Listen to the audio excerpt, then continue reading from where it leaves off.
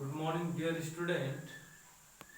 Today I am here to continue the journal entries that I have been teaching you for few days. Till today, we have learned A number, that is started new business, purchase of goods or assets, purchase return, sales of goods or assets, sales return, and previously what we learned, profit and loss.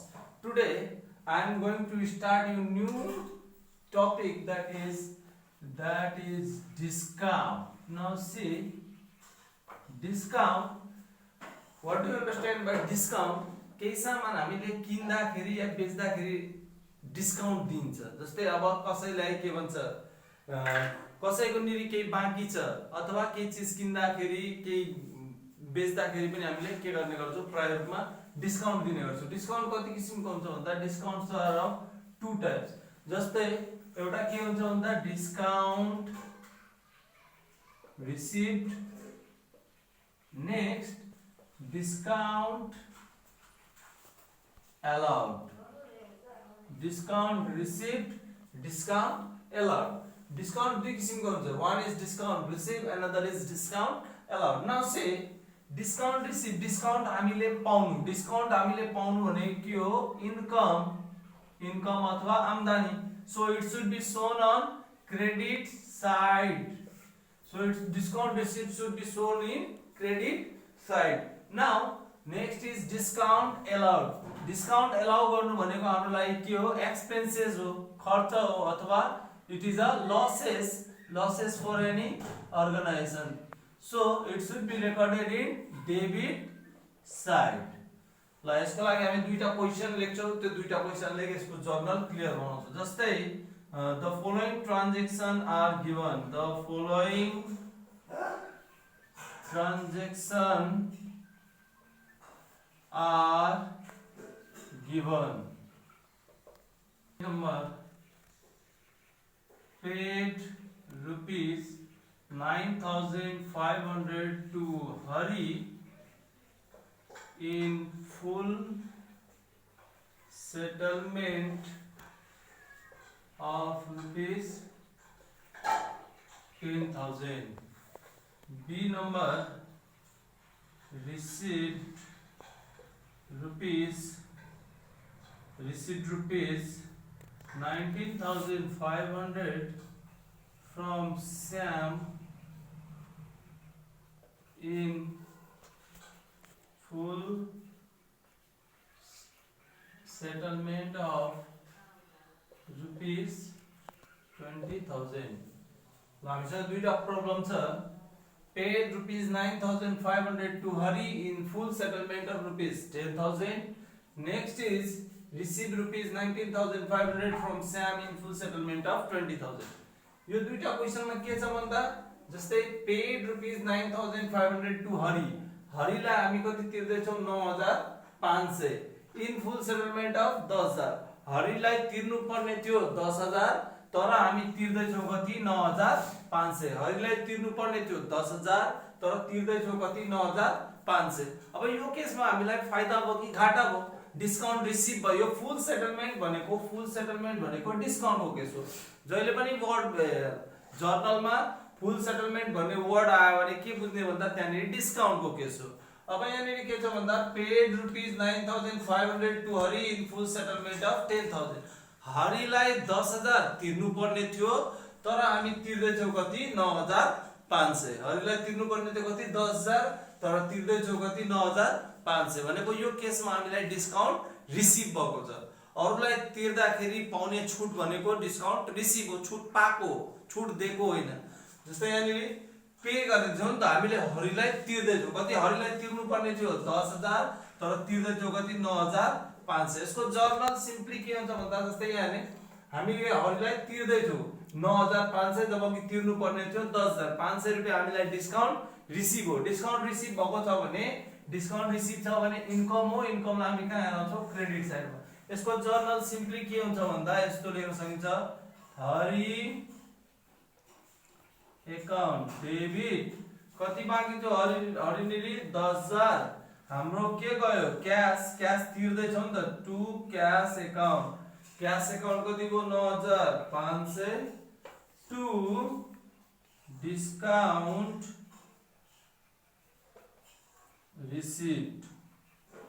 To discount receipt यानी Hari account debit 10000 cash तिर्दैछौ 9500 500 रुपैयाँ हामीले discount receive गरेको छ to discount receive एकाउन्टले पनि लेख्दा हुन्छ अथवा to discount account लेख्दा पनि हुन्छ यहाँनिर के लेख्ने being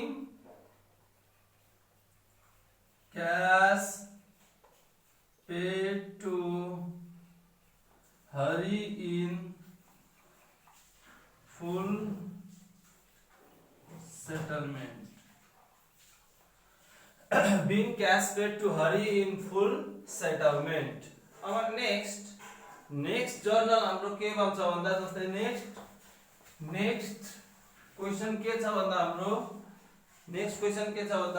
receive rupees 19,500 from Shyam in full settlement of 20,000 हामी श्यामसँग 19,500 रुपैयाँ रिसिभ गर्दैछौँ जबकि पाउनु पर्ने थियो कति 20,000 पाउनु पर्ने थियो तर हामी कति मात्रै श्यामले हामीले कति मात्रै दियो 19,500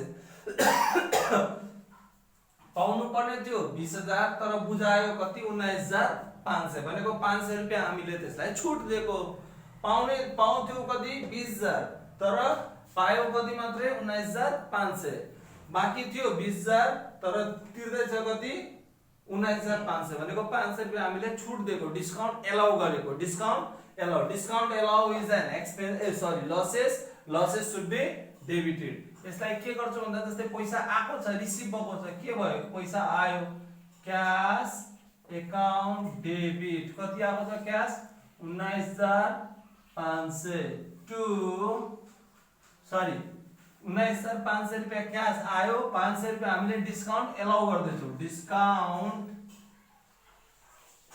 एलाउड एकाउन्ट डेबिट 500 टु के नाम छ श्याम टु श्याम एकाउन्ट कति 20,000 नरेशन के लेख्ने being cash received from Sam in full settlement.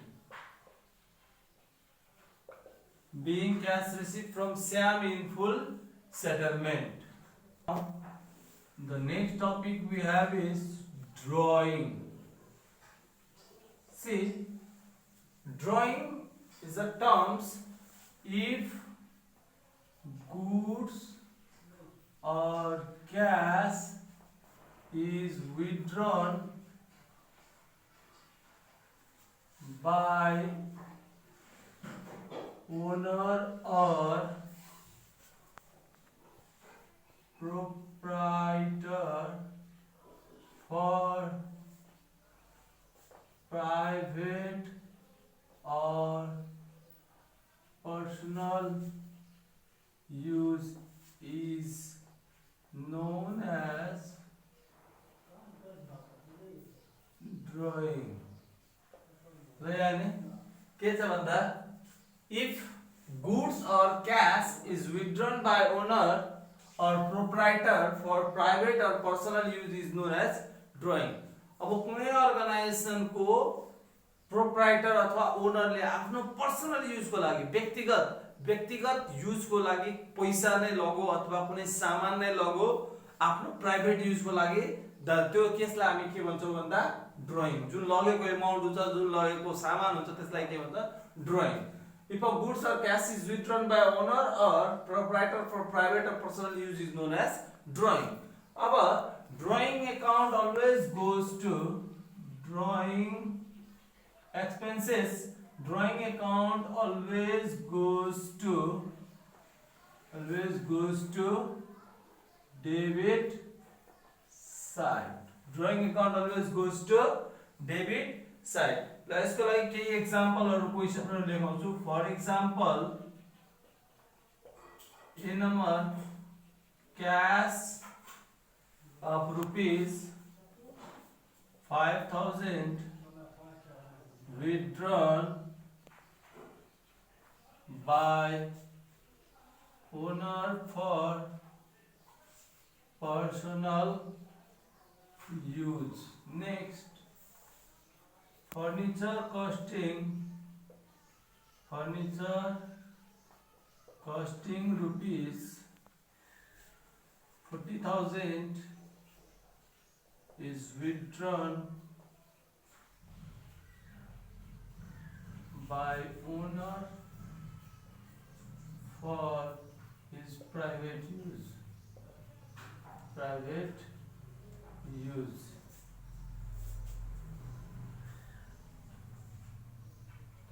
Goods costing rupees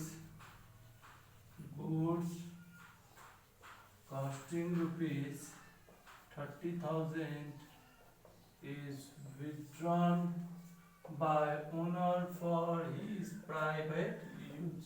same कुरा हो। जस्तै यो तीनटै केसमा हेरौँ त के छ भन्दा cash of rupees 5,000 withdrawn by owner for his personal use. Personal use private use को लागि त्यसले के गरेको छ भन्दा ओनरले 5,000 रुपैयाँ आफ्नो पर्सनल युज व्यक्तिगत खर्चको लागि आफ्नो पर्सनल खर्चको लागि 5,000 रुपैयाँ अर्गनाइजेसनबाट के गरेको छ लगेको छ। नेक्स्ट के छ furniture costing rupees 40,000 withdrawn by owner for his private use. 40,000 रुपैयाँको फर्निचर त्यसले आफ्नो व्यक्तिगत युजको लागि के गरेको छ संस्थाबाट लगेको छ। Good costing rupees 30,000 withdrawn by owner for his private use. त्यस्तै के छ भन्दा यहाँनेरि 30,000 को सामान त्यसले के गरेको छ पर्सनल युजको लागि लगेको छ। अब जस्तै ए नम्बरको हामी जर्नल बनाउँदाखेरि यसको जर्नलको फर्मेट त थाहा नै छ तपाईहरुलाई। ल एउटा म फर्मेट बनाइदिन्छु।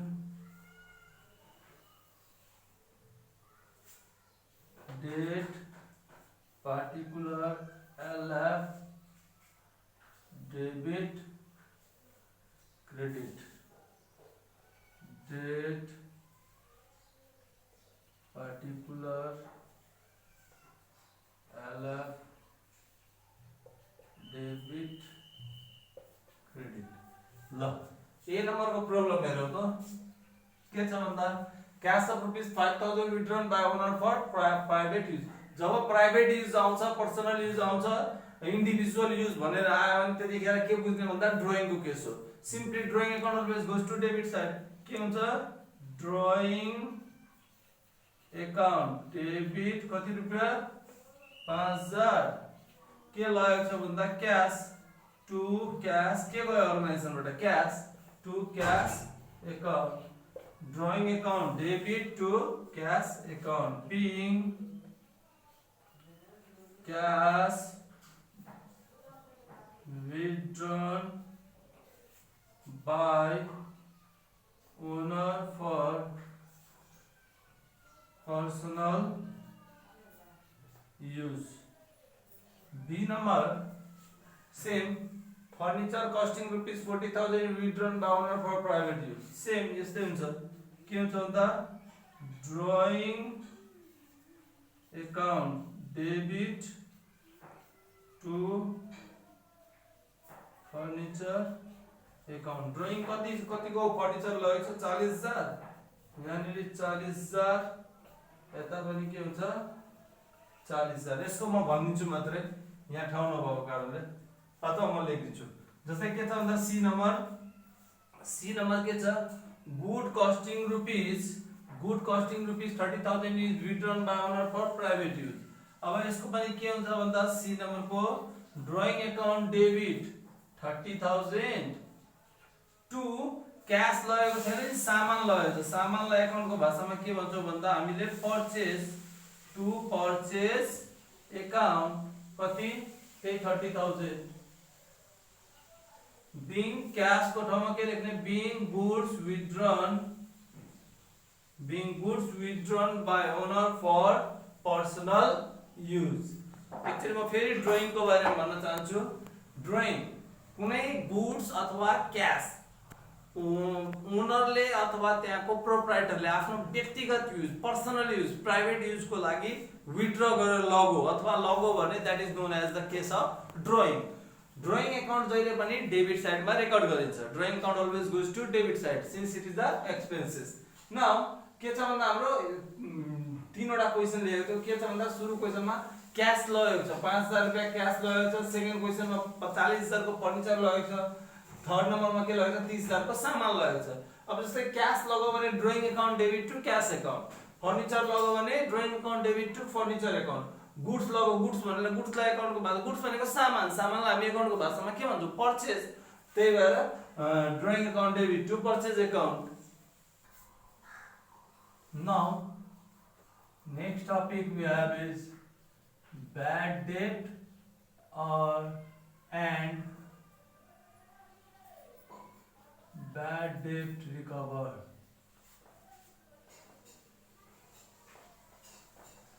बैड डेट भनेको के हो भन्दा अकाउन्टको भाषामा बैड डेट। सपोज हामीले उधारोमा सामान के गर्छौं भन्दा बेच्छौं। उधारोमा के गर्छौं सामान बेच्छौं। उधारोमा सामान बेच्दा हामी जहिले पनि के गर्छौं डेब्टरलाई बेच्छौं। कसलाई बेच्छौं डेब्टरलाई बेच्छौं। अब उधारोमा सामान बेचेपछि डेब्टरले सपोज त्यो डेब्टरले के भन्छ तिर्न नसक्ने अवस्थामा पुगिसक्यो, विभिन्न कारणले गर्दा, विभिन्न बैंक लोनले गर्दा, विभिन्न स्ट्रेसले गर्दा त्यो तिर्न नसक्ने अवस्थामा पुगिसक्यो भने जुन हाम्रो पैसा त्यो कंगाल भइसक्यो, त्यो डेब्टर यदि कंगाल भइसक्यो पैसा तिर्न नसक्ने अवस्थामा पुगिसक्यो भने that term is known as bad debt. Bad debt भनेको के हो हाम्रो लागि? बैड डेट भनेको लसेस हो। कुनै पनि अर्गनाइजेसनको लागि बैड डेट भनेको कुनै मान्छेको डेब्टर कंगाल हुनु भनेको के हो लसेस हो। Losses always goes to debit side, त्यही भएर bad debt account always goes to debit side and bad debt recover. Bad debt recover के छ भन्दा अब त्यो मान्छे कंगाल भयो, हुन सक्छ भविष्यमा गएर उसको दिन पल्टिन सक्छ होला, केही चमत्कारी भएर के हुन सक्छ भन्दा त्यो रिकभर तिर्न सक्ने। अब कसैको ऋण अचेल के हुन्छ भन्दा कसैको ऋण कसैले खाएर मर्न खोज्दैन, त्यही भएर अब केही दिनपछि त्यसको दिन दुनियाँ चेन्ज भएपछि के गर्न खोज्छ भन्दा त्यो जुन बाँकी पैसा थियो त्यो तिर्न आउँछ, त्यो हामीलाई के हुन्छ भन्दा बैड डेट रिकभर। डुबेको पैसा के हुन्छ उभो लाग्छ एन्ड त्यही भएर बैड डेट रिकभर भनेको हाम्रो लागि इन्कम हो, आम्दानी हो। डुबेको पैसा आउनु भनेको आम्दानी हो, आम्दानी भएकोले के कहाँ जान्छ bad debt recover. Bad debt recover account goes to credit side, कहाँ जान्छ क्रेडिटमा रेकर्ड गर्छ। ल म दुईटा प्रब्लम गराउँछु। जस्तै के छ भन्दा a debtor of rupees for example a debtor of rupees 10,000 became insolvent and he could not pay his debt.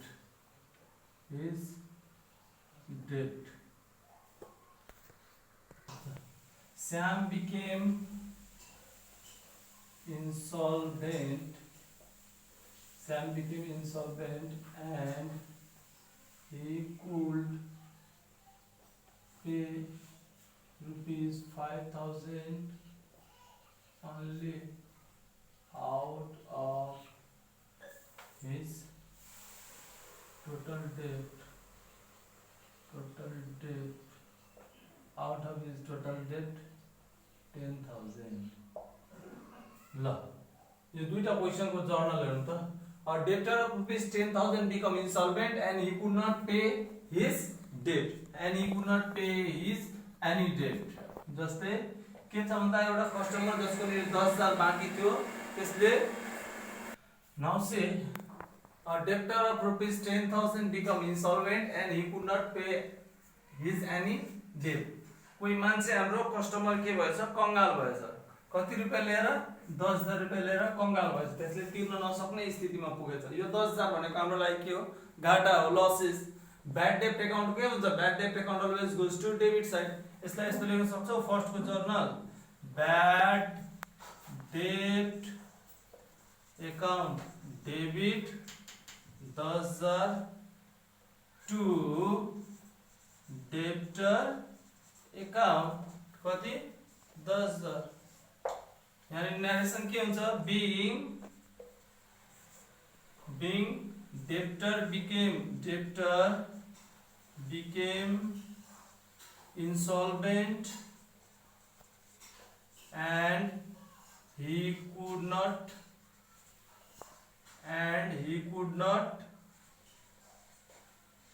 pay his debt अथवा being bad debt written up simple. अब नेक्स्ट क्वेशन के छ भन्दा Sam became insolvent and he could pay rupees 5,000 only out of his total debt rupees 10,000.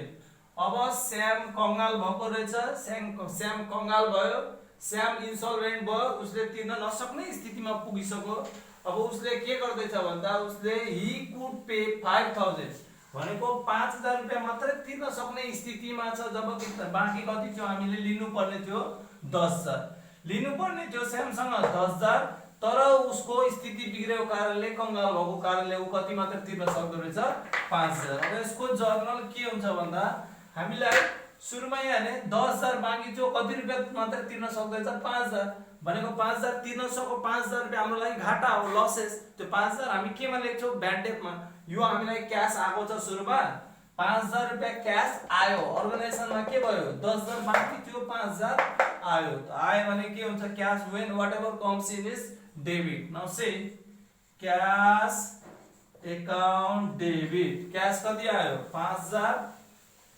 10,000 बाँकी थियो तिर्नु पर्ने थियो स्यामलाई लिनु पर्ने थियो तर स्यामको स्थिति बिग्रेको कारणले त्यो कंगाल भएको कारणले त्यसले कति मात्र तिर्न सक्दैछ 5,000 त क्याश अकाउन्ट डेबिट 5,000 हामी केमा लेख्छौं अरु ब्याड